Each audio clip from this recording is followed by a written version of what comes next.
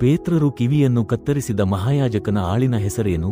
ಎಲಿಯಾಜರ್, ಗೋಲಿಯಾತ, ಮಲ್ಕನು, mark.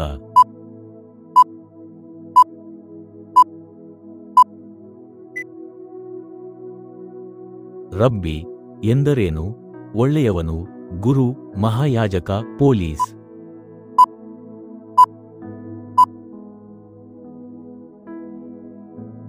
ಯೇಸುಸ್ವಾಮಿ ದೀಕ್ಷಾಸ್ನಾನವನ್ನು ಪಡೆಯುವಾಗ ಪವಿತ್ರಾತ್ಮರು ಯಾವ ರೂಪದಲ್ಲಿ ಆತನ ಮೇಲೆ ಇಳಿದರು? ಹದ್ದು, ನವಿಲು, ಪಾರಿವಾಳ, ಕೊಕ್ಕರೆ.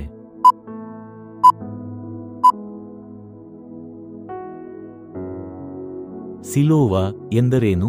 ಕಳುಹಿಸಲ್ಪಟ್ಟವನು, ಸೌಖ್ಯ, ಆರೋಗ್ಯ, ಬಲ.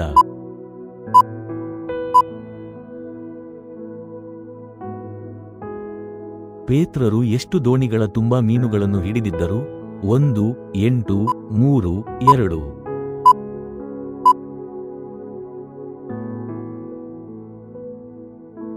ಯೇಸುಪ್ರಭುವನ್ನು ಹಿಂಬಾಲಿಸಬೇಕಾದರೆ ವಿಶ್ವಾಸಿಗಳು ಏನನ್ನು ತೆಗೆದುಕೊಳ್ಳಬೇಕು? ಶಿಲುಬೆ, ಹಣ, ಆಹಾರ, ಹಾಸಿಗೆ.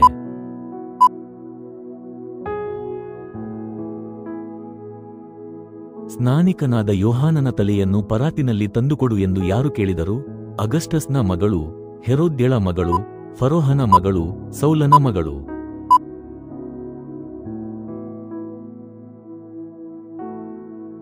ಗಲಲಿಲಾಯ ಸಮುದ್ರದ ಮತ್ತೊಂದು ಹೆಸರೇನು? ಕೆಂಪು ಸಮುದ್ರ, ಕಾನಾ ಸಮುದ್ರ, ನಜರೇತಿನ ಸಮುದ್ರ, ತಿಬೇರಿಯ ಸಮುದ್ರ.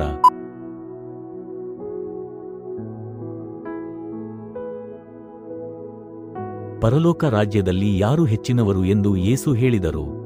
ತನ್ನನ್ನು ಪರಿಶುದ್ಧಪಡಿಸಿಕೊಳ್ಳುವನು, ಚಿಕ್ಕ ಮಗುವಿನಂತೆ ತಗ್ಗಿಸಿಕೊಳ್ಳುವವನು, ಹೃದಯದಲ್ಲಿ ಪರಿಶುದ್ಧನು, ಶಾಂತಿಯನ್ನು ಉಂಟುಮಾಡುವವರು.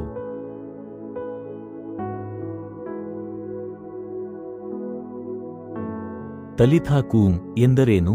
ಅಮ್ಮಣ್ಣಿ ಏಳೆನ್ನುತ್ತೇನೆ, ಶುದ್ಧನಾಗು, ಎದ್ದು ನಡೆದಾಡು, ನೀನು ನನ್ನನ್ನು ಪರಿತ್ಯಜಿಸಿಬಿಟ್ಟಿದ್ದೀಯಾ?